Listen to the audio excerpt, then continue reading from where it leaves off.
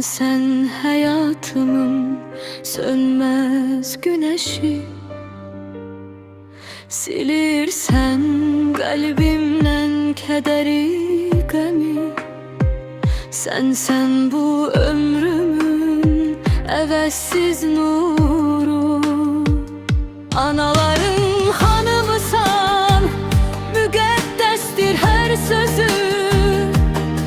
Nur saçar yoluma nurlu üzüm. Ne kadar varamsa borxluyam sənə. Ana mənim üçün dünyadır o gülen gözüm.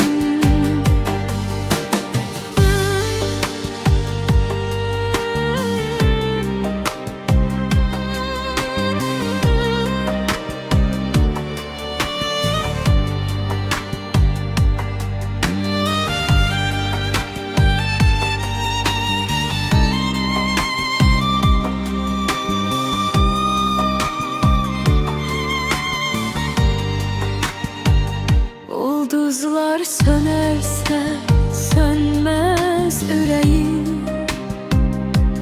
Başımın üstünde duadır elim. Sen benim dünyada en saf meleğim. Hakkın ödenilmez ay nur üzlüm benim. Anaların kanımısan, müqəddəsdir her sözün. Nur saçar yoluma nurlu üzüm. Ne kadar varamsa borçluyam sənə. Ana mənim üçün dünyadır o gülen gözüm.